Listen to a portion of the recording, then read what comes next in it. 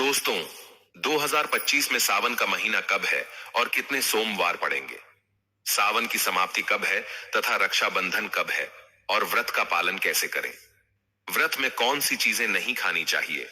कौन सी चीज है सावन प्रारंभ होने से पहले ही घर पर लानी चाहिए, जिनका लाना शुभ माना जाता है? साथ ही एक ऐसा उपाय हम इस वीडियो में बताएंगे जिससे आपको भोले बाबा की कृपा से 7 जन्मों की परेशानी भी दूर हो जाएगी। जानिए सब कुछ इस वीडियो में। दोस्तों, सावन का महीना शिव भक्तों के लिए प्यार की सौगात लेकर आता है। यही वो महीना है जिसे हम प्यार का महीना भी कहते हैं। पक्षियों की चहचहाट मधुर संगीत में बदल जाती है, वर्षा ऋतुओं का आगमन होता है, प्रकृति जगमग्न हो जाती है, खूबसूरत शब्दों में आपस में बातें करती है। यह महीना कर और हरियाली का महीना होता है। साथ ही साथ शिव भक्त बड़े जोरों शोरों के साथ सावन के महीने का बड़ी ही बेसब्री से इंतजार करते हैं। सावन में भगवान शिव धरती पर आकर अपने हर भक्त के घर में वास करते हैं और उनकी सच्ची भक्ति से धन धान्य करते हैं। सावन का हर एक दिन बहुत ही शुभ माना जाता है। हर दिन पवित्र होता है। हर दिन भगवान शिव की पूजा की जाती है। लेकिन सोमवार के व्रत की बात ही कुछ और होती है। पवित्र और शुभ दिन होता है सोमवार का दिन। इस दिन व्रतधारी व्रत रखकर संपूर्ण फलों की प्राप्ति करते हैं और अगले दिन सावन के पवित्र महीने में फिर से सोमवार के व्रत के आने की कामना करते हैं, ताकि सावन में हम व्रत का फिर से संपूर्ण पालन और फल प्राप्त कर सकें। दोस्तों, आपको बता दें कि साल 2025 में 11 जुलाई 2025 श्री सावन की पवित्र महीने की शुरुआत हो जाएगी। और उन खास चीजों के बारे में पहले जान लेते हैं जिनको इस महीने में पहले ही घर लेकर आ जाना चाहिए, जिससे जीवन की हर समस्या का समाधान हो जाए। फिर उसके बाद बताएंगे सावन के उपाय और सावन कब से प्रारंभ होगा और सावन से जुड़ी महत्वपूर्ण जानकारी। 11 जुलाई से सावन के पवित्र महीने के शुरू होने से पहले घर पे यह छोटी सी चीज जीवन के हर कष्टों से मिल जाएगी। आपको हाथों हाथ मुट्ठी भगवान भोलेनाथ के आशीर्वाद से आपके जीवन में होगी। धन की वर्षा बन जाओगे। आप करोड़पति वर्षों में मिलता है ऐसा मौका। दोस्तों, 11 जुलाई 2025 को सावन का पवित्र महीना शुरू होने जा रहा है, जब पूरा महीना भगवान भोलेनाथ को समर्पित होता है। और अगर आप 11 जुलाई 2025 सावन के पवित्र महीने के शुरू होने से पहले शिव पुराण के अनुसार वह गुप्त चीजें अपने घर पर ला करके स्थापित कर लेते हैं, जिसके बारे में आज के वीडियो में बताने जा रहे हैं, साक्षात आपको भगवान भोलेनाथ का उस प्रकार से आशीर्वाद मिलेगा जिसके बाद आपके जीवन की कितनी ही बड़ी समस्याओं को, कितनी बड़ी परेशानी हो, हर प्रकार के कष्टों से आपको हाथ हाथ मुक्ति मिल जाएगी। और इन चीजों को अगर आप सावन के पवित्र महीने से पहले ला करके घर पर स्थापित करेंगे तो आपकी कोई भी मनोकामना हो, वो भगवान भोलेनाथ के आशीर्वाद से अवश्य ही पूरी होगी। दोस्तों, बहुत ध्यान से सुनिएगा इस बात को। सावन को जो पवित्र महीना होता है वो किसी भी मनुष्य के जीवन के भाग्य के उदय कर सकता है। कहने का तात्पर्य है कि अगर आप अपने जीवन में बहुत परेशान हैं, आपके जीवन में तनाव दिक्कत में घिर रखा है, आप बीमार पड़े रहते हैं, अपनी बीमारी का इलाज करके थक चुके हैं, परंतु कोई लाभ आपको नहीं मिल रहा, आपका दुर्भाग्य आपके पीछे पड़ा हुआ है, दरिद्रता से आप टूट चुके हैं, तो दोस्तों, सिर्फ सावन के पवित्र महीने से पहले खास चीजें ले आना, जिसके बारे में आज के हम आपको इस वीडियो में बता रहे हैं। और आप खुद देखेंगे कैसे जीवन की समस्त दिक्कत। दोस्तों, इस बार सावन का पवित्र महीन 30 दिनों तक चलेगा। शिव भक्ति का माहौल 30 दिनों तक बना रहेगा। वेद पुराण में लिखा हुआ है कि अगर कोई व्यक्ति पूरे साल भगवान भोलेनाथ की पूजा पाठ नहीं करता है और सावन के पवित्र महीने के प्रत्येक सोमवार को भगवान भोलेनाथ के मंदिर जाकर के शिवलिंग पर एक लोटा जल्दी अर्पित कर देता है, उसको पूरे साल की पूजा का पुण्य मिल जाता है। उसे पर भगवान भोलेनाथ की असीम कृपा बनी रहती है।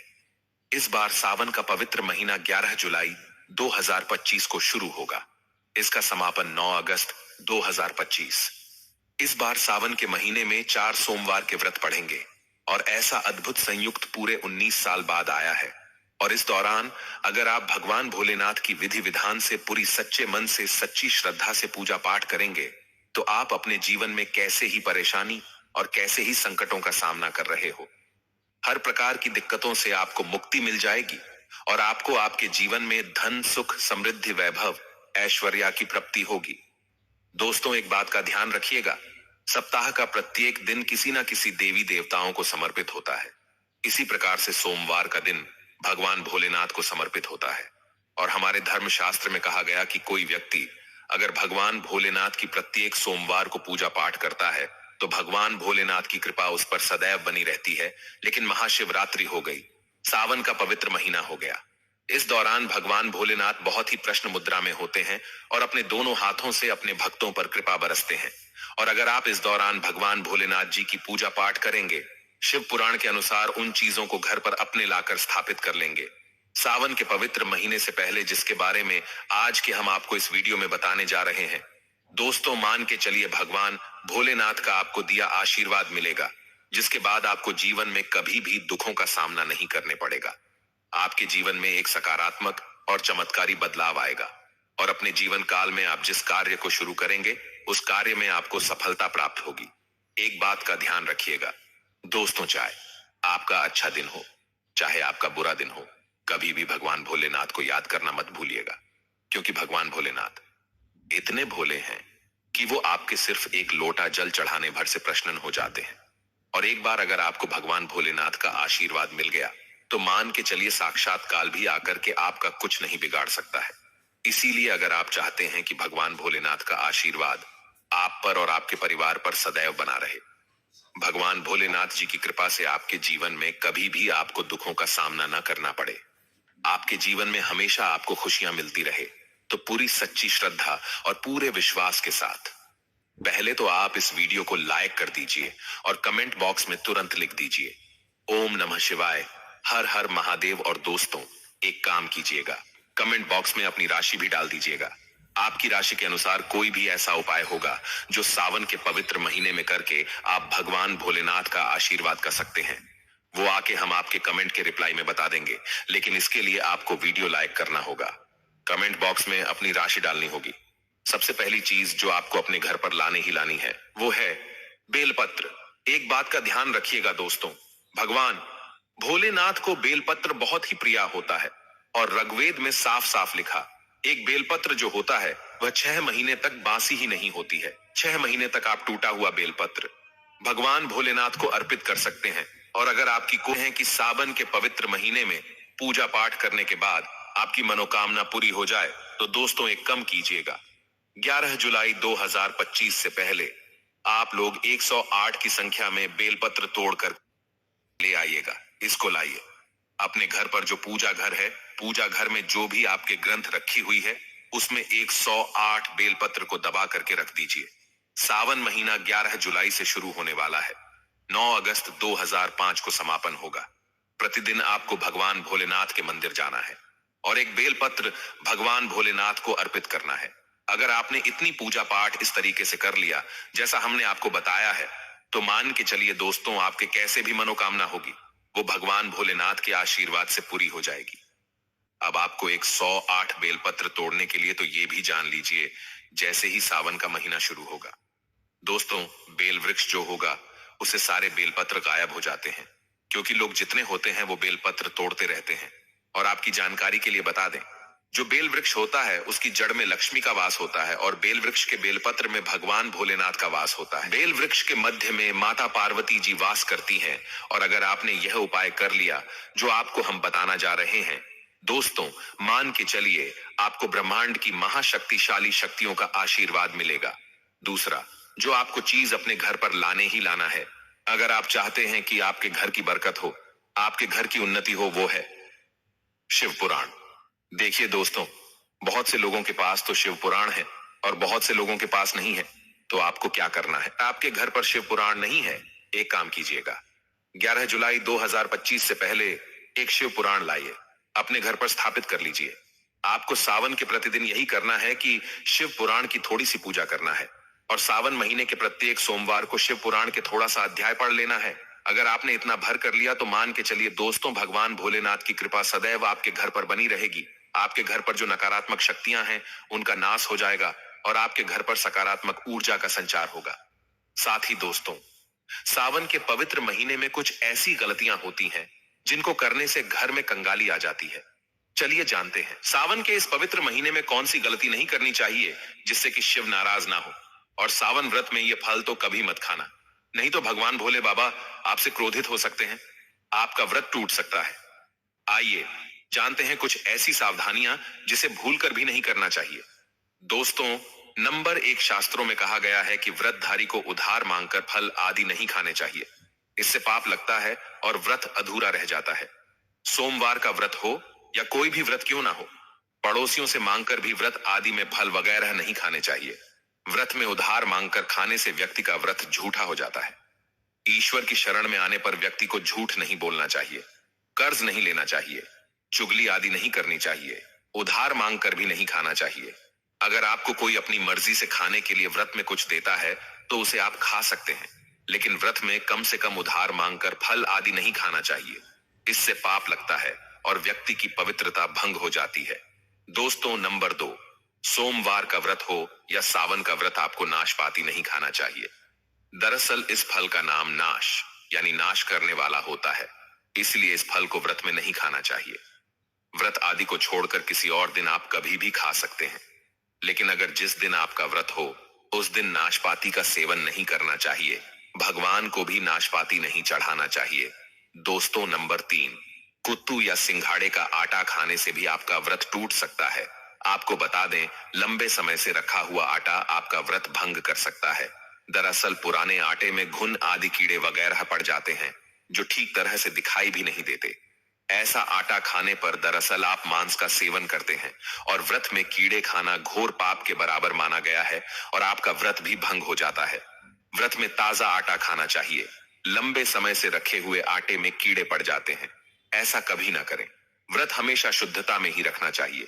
सावन का महीना बड़ा ही पवित्र महीना माना गया है, इसीलिए यह 5 चीजें भगवान शंकर के पास कभी ना रखें। तो चलिए जानते हैं। दोस्तों, नंबर 1, जहां रखा हो शिवलिंग या महादेव की कोई भी प्रतिमा तो वहां पर भूलकर भी चप्पल जूते लेकर नहीं जाना चाहिए। जरा सोचिए, जब आपके कमरे में कोई चप्पल लेकर प्रवेश करता है तो आपको कितना क्रोध आता है। इसी कारण महादेव भी आपसे नाराज हो जाते हैं और आपको मिलने वाला फल नष्ट हो जाता है। ऐसे में मंदिर में नंगे पांव भी प्रवेश करना चाहिए, क्योंकि चमड़े की चप्पल हमेशा अशुद्ध रहती है। इससे देव शक्ति नाराज होती है। नंबर 2, अक्सर महिलाओं को मासिक धर्म आ जाता है और वह बिना किसी को बताए पूजा पाठ कर लेती है, जो कि शास्त्रों में वर्जित माना गया है। इस समय महिलाओं को जानकर भी अनजान नहीं बनना चाहिए। अगर आपको मासिक पीड़ा है तो घर के बने मंदिर में या बाहर बने मंदिर में कभी प्रवेश नहीं करना चाहिए। इससे देव शक्तियां नाराज होकर आपसे क्रोधित हो सकती हैं। ऐसे समय में शिवलिंग को छूना घोर पाप के बराबर माना गया है। जरा सोचिए, ऐसी अवस्था में जब महिला को बुरा लगता है तो ईश्वर को कितना बुरा लगेगा। इसीलिए महिलाओं को ऐसी अवस्था में मंदिर यात्रा, घर में पूजा पाठ, भगवान की प्रतिमा को छूना या तुलसी में पानी भी नहीं डालना चाहिए। तुलसी का पौधा भी सूख जाता है। जब देव शक्तियां नाराज होती हैं तो लाजमी है कि घर में कंगाली और गरीबी, लड़ाई झगड़े होने लगते हैं। ऐसा कभी मत करना। दोस्तों, नंबर 3, शास्त्रों में बताया गया है कि जहां होता है शिवलिंग तो वहां पर सभी शक्तियां सक्रिय रहती हैं। अगर घर में होता है शिवलिंग तो वह व्यक्ति महादेव की कृपा सदैव पा लेता है। वास्तु शास्त्र के अनुसार शिवलिंग से हर वक्त ऊर्जा का संचार होता रहता है। इसीलिए शिवलिंग पर जलधारा हमेशा होनी चाहिए, जो ऊर्जा को शांत रखता है। कुछ लोग अपने घर में शिवलिंग तो रख लेते हैं, लेकिन वह 1 हफ्ते के बाद जल चढ़ाते हैं, जो कि बिल्कुल भी अच्छा नहीं माना जाता। अगर आप जल नहीं चढ़ा सकते तो आप अपने घर में शिवलिंग स्थापित कभी ना करें, जो कि गरुड़ पुराण में बताया गया है। इससे उल्टा घर में विनाश होता है। दोस्तों, नंबर 4, शास्त्रों में बताया गया है कि तुलसी और महादेव का बैर माना गया है। इसी कारण तुलसी में शिवलिंग और गणेश की प्रतिमा को नहीं रखा जाता। कई लोग जाने अनजाने में शिवलिंग को तुलसी में रख देते हैं और घर में परेशानियां आना शुरू हो जाती हैं। इससे महाशक्तियां क्रोधित हो जाती हैं। शिवलिंग पर तुलसी भी नहीं चढ़ाना चाहिए। तुलसी में और शिवलिंग में कुछ दूरी होनी चाहिए। दोस्तों, नंबर 5, घर का मंदिर या बाहर का मंदिर, किसी भी मंदिर में ऐसे व्यक्ति को प्रवेश नहीं करना चाहिए जिसने स्त्री प्रसंग अर्थात संभोग किया हो या उसने मांस खाया हो। अगर आप शारीरिक रूप से गंदे हैं तो मंदिर के आसपास भी नहीं जाना चाहिए। घर के बने मंदिर में कोई कपड़ा आदि डाल देना चाहिए। जरा आप ही सोचिए, क्या आप मांस खाकर या स्त्री के साथ शारीरिक संबंध बनाकर भगवान के पास जाएंगे और क्या वह आपसे प्रसन्न होंगे? बिल्कुल भी नहीं। वह आपसे क्रोधित हो सकते हैं और आपसे नाराज हो जाएंगे। शास्त्रों में इसे घोर पाप माना गया है। इससे व्यक्ति नरक में जाता है। ऐसा दुष्ट स्वभाव मनुष्य की बर्बादी का कारण माना गया है। ऐसा ना करें। ईश्वर के सामने हमेशा नहा धोकर मन पवित्र लेकर ही जाना चाहिए। इससे सभी शक्तियां आपसे प्रसन्न रहती हैं। दोस्तों, सावन के महीने में महादेव को ऐसे बेलपत्र कभी मत चढ़ाना, बहुत ही अशुभ माना जाता है। दोस्तों, पौराणिक मान्यताओं के अनुसार बेलपत्र चढ़ाने से शिव जी का मस्तक शीतल रहता है। बेलपत्र से भगवान शिव की पूजा करने से दरिद्रता दूर होती है और व्यक्ति सौभाग्यशाली बनता है। इससे हनुमान जी भी प्रसन्न होते हैं, क्योंकि वे शिव के ही अवतार हैं और इस बात को शायद ही कोई जानता हो। वीडियो में आगे बढ़ने से पहले आपसे निवेदन था, वीडियो लाइक करना मत भूलिएगा। दोस्तों, आपको शायद ये बात ना पता हो, लेकिन आपके गुप्त शत्रु बन जाते हैं।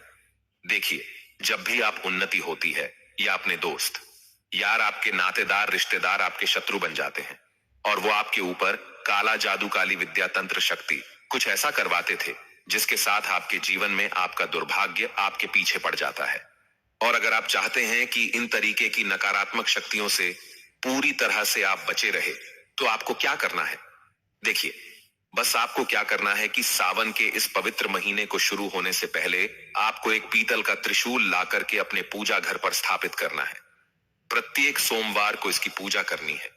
अगर आपने यह उपाय कर लिया, इस सावन महीने के शुरू होने से पहले दोस्तों, आपके लाखों शत्रु खड़े हो आपके खिलाफ, वो आपको कुछ भी नहीं बिगड़ा पाएंगे। जैसा मैं आपको वीडियो की शुरुआत में बता चुके हैं, भगवान भोलेनाथ अगर किसी को भी आशीर्वाद देते हैं, उसका साक्षात काल भी आकर के कुछ नहीं बिगाड़ सकता है। इसी प्रकार से अगर आप चाहते हैं कि आपके जीवन में धन आता है, आपके जीवन में धन की कभी आपको कमी ना हो, तो सावन के इस पवित्र महीने के शुरू होने से पहले आपको बस यहां करना है कि एक डमरू लाना है और अपने पूजा घर पर स्थापित कर लेना है।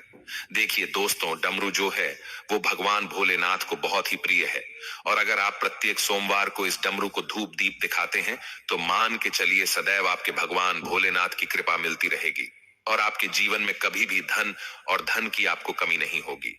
अब मान लीजिए दोस्तों, अब लंबे समय से बीमारी से जूझ रहे हैं, आप बहुत परेशान हो चुके हैं, आप चाहते हैं कि उस बीमारी से आपको मुक्ति मिल जाए, तो एक काम कीजिए।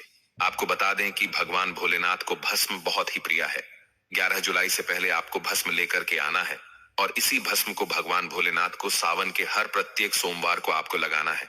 अगर आपने इतना उपाय सावन महीने के प्रत्येक सोमवार को कर लिया, तो आपके कितने ही बड़ी बीमारी हो, कितना ही बड़ा कष्ट हो, वो आपके जीवन से हमेशा के लिए चला जाएगा।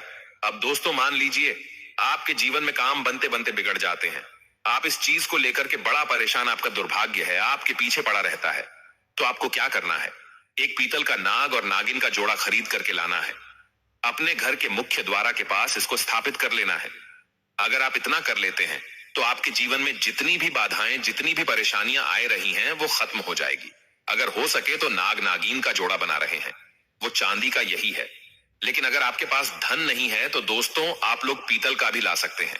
अब मान लीजिए दोस्तों, आप चाहते हैं कि भगवान भोलेनाथ आपके घर पर वास करना है, भगवान भोलेनाथ की कृपा सदैव आपके घर पर बनी रहे, तो आपको एक काम करना होगा। देखिए, सावन के पवित्र महीने के शुरू होने से पहले गंगा जल खरीद करके आइएगा। पूजा घर में गंगा जल मिल जाता है और जब भी आप सावन महीने के प्रत्येक सोमवार को अपने घर पर भगवान भोलेनाथ की पूजा करें, थोड़ा सा गंगा जल का छिड़काव कर दीजिएगा। इसके बाद आप भगवान भोले बाबा की पूजा पाठ कीजिएगा। अगर आपने इस तरीके से यह उपाय कर लिए, तो आपके जीवन में आपको एक चमत्कारी और सकारात्मक बदलाव देखने को मिलेगा और आप अपने जीवन में बहुत ही उन्नति करेंगे। अब जानती है दोस्तों, कुछ खास उपायों के बारे में। सावन का हर दिन महादेव के लिए विशेष माना गया है। कहा जाता है कि सावन माह में आप सच्चे मन से भोलेनाथ को एक लोटा जल अर्पित कर देते हैं, तो वे उससे भी प्रसन्न हो जाते हैं। शिव भक्त अपने आराध्य को प्रसन्न करने और उनकी कृपा प्राप्त करने के लिए कई उपाय करते हैं। सावन में भगवान शिव को प्रसन्न करने के लिए प्रत्येक दिन बेलपत्र अर्पित करें। बेलपत्र पर आप ओम नमः शिवाय या फिर राम लिखकर शिवलिंग पर चढ़ाएं। ऐसा करने से आपको महादेव का आशीर्वाद प्राप्त होगा, मनोकामनाएं पूरी होंगी। बेलपत्र भगवान शिव को बहुत प्रिय है, इसके बिना शिव जी की पूजा पूरी नहीं होती है। शिव कृपा प्राप्ति के लिए आप पूजा के समय शिव चालीसा का पाठ करें। समापन के समय शिव जी की आरती करें। शिव चालीसा में भगवान शिव शंकर की महिमा का बखान है और आरती करने से पूजा पूर्ण होती है। आरती करने से पूजा की कमियां दूर होती हैं। यदि आप पूरे सावन यह 2 काम भी करते हैं, तो आपको भगवान चंद्रशेखर का आशीर्वाद प्राप्त होगा। आपके कार्य सफल होंगे। धार्मिक मान्यताओं के अनुसार जलाभिषेक करने से देवों के देव महादेव प्रसन्न होते हैं। ऐसे में आप श्रावण के हर दिन शिव जी का नियमित गंगा जल या साफ पानी से अभिषेक करें। उस दौरान ओम नम शिवाय मंत्र का उच्चारण करते रहे। ऐसा करने से शिव कृपा मिलेगी और जीवन सुखमय होगा, दुख दूर होंगे। सावन माह में शिव कृपा पाने का एक और उपाय है सोमवार व्रत। सावन सोमवार व्रत करने से आपकी विशेष मनोकामनाएं पूर्ण हो सकती हैं। इसमें आप नियम पूर्वक व्रत करें और शिव जी की विधि विधान से पूजा करें। माता पार्वती संग शिव पूजा करने से अखंड सौभाग्य प्राप्त होता है। दाम्पत्य जीवन सुखमय होता है। विवाह में होने वाली देरी भी खत्म होती है और जल्द विवाह के योग बनते हैं। रोग, ग्रह दोष, शारीरिक कष्ट, मानसिक पीड़ा, अकाल मृत्यु, काल सर्प दोष आदि से मुक्ति के लिए सावन में आपको रुद्राभिषेक कराना चाहिए। भगवान शिव का रुद्राभिषेक कराने से कार्यों में सफलता, धन दौलत में वृद्धि, उत्तम स्वास्थ्य आदि की प्राप्ति होती है। सावन में आप किसी भी दिन रुद्राभिषेक करा सकते हैं, जबकि सावन के अतिरिक्त किसी भी अन्य माह में रुद्राभिषेक कराने के लिए शिववास का होना जरूरी है। शिव महापुराण की कथा और लिंग पुराण की कथा, विष्णु पुराण की कथा कहती है, मात्र घंटी का नाद कर देने से जितने भूमि पर तीर्थ है, जितने साधक साधना कर रहे होते हैं, जितने तप कर रहे होते हैं, जितनी पवित्र नारी स्त्री का पालन कर रही होती है, जितने दान हो रहे होते हैं, कुछ समय पर जिस समय तुमने घंटी बजाई है उस पल वह सारे पुण्य घंटी का नाद करते से तुम्हारे खाते में आ जाते हैं। शंकर जी के मंदिर में जाकर ताली का नाद किया जाता है। ताली शिव मंदिर में क्यों बजाई जाती है? मंदिर में जितने भी बैठे होंगे, जो भजन कर रहे होंगे, जो साधना कर रहे हैं, अभिषेक कर रहा है, पूजन कर रहा है, 3 बार ताली बजाने से उनका सारा का सारा पुण्य हमारे खाते में आ जाता है, खींचा चला आता है। हमारा भाग्य प्रबल हो जाता है, 1 सेकंड में हमारे खाते में आ जाता है और हमें लगता है हम शंकर को रिझा रहे हैं। शंकर को रिझाएं, शिव जरूर देते हैं। घर में गरुड़ घंटी का नाद करना दोस्तों, इसलिए बच्चों को खेलने के लिए घंटी नहीं दी जाती। गरुड़ घंटी घंटी कोई खेलने को नहीं देता, दूसरा सामान दे देंगे, पर गरुड़ घंटी नहीं देंगे। क्यों नहीं देते? क्योंकि गरुड़ घंटी का जब नाद किया जाता है तो सबका पुण्य हमारे खाते में जाता है। कोई साधारण है। घंटी बजाना पूजन के समय, स्मरण के समय पर भजन आदि करना चाहिए, इसलिए घंटी भी हर कभी नहीं बजाई जाती। और आपसे भी निवेदन है, मंदिर में भी जाओ तो घंटी का नाद करो तो बड़े प्रेम से करो, ऐसे नहीं बजाओ। बजाए जाओ, बजाए जाओ। कई मंदिरों में मंदिर का पट बंद हो जाता है तो भी लोग घंटी बजा देते हैं। दोष लगता है भगवान। अगर मंदिर में सो रहे हैं तो उस समय घंटी बजाना घोर पाप माना जाता है। जिस जगह पर ब्राह्मण विद्वान हैं, साधक हैं, संत हैं, साधु हैं, मंदिर अगर बंद होता है तो उसके साथ में घंटी के नीचे के भाग को रस्सी से ऊपर बंद दिया जाता है, जिससे बजे न कहते हैं। अगर भगवान अगर विश्राम कर रहे हैं, सो रहे हैं, निंद्रावश्य है या पटबंद है, कुछ समय पटबंद का समय है और घंटी का अगर नाद हो जाए तो कहते हैं 11 ब्राह्मण के भूखे रहने का दोष लग जाता है। जीवों को मात्र घंटी बजा देने पर अगर भगवान विश्राम में है, पटबंद दरवाजा बंद और लिखा हुआ है समय मंदिर खुलने का समय 11 बजे से 3 बजे तक मंदिर बंद होने का समय, और तुमने यदि समय देख लिया, फिर भी तुमने तो देख लिया और तुम उस समय कह रहे हो मैं दूर से आया हूं, घंटी तो बजाऊंगा, तो ऐसा करने से कई लोगों के भूखे रहने का दोष आपको लग जाता है। घंटी बजाने का सबसे शुभ समय माना जाता है सुबह 4 बजे से लेकर सुबह 11 बजे तक अत्यंत दुर्लभ और मंगलकारी माना जाता है। इस समय घंटी बजाना और रात के समय शाम 6 बजे से लेकर रात 11 बजे से पहले तक पूजा पाठ तथा घंटी बजा लेनी चाहिए, क्योंकि 12 से पहले तथा 12 के बाद मंदिर के पट बंद कर दिए जाते हैं। इस समय देवी देवता विश्राम करते हैं, निद्रा में चले जाते हैं। इस समय उन्हें जगाना मतलब घोर पाप का भागीदार बनने के बराबर है। आप अपने पुण्य नष्ट कर सकते हैं। अगर आप वाकई में भगवान शिव की कृपा प्राप्त करना चाहते हैं तो सच्चे दिल से कमेंट बॉक्स में लिखें, हर हर महादेव, ओम नमः शिवाय।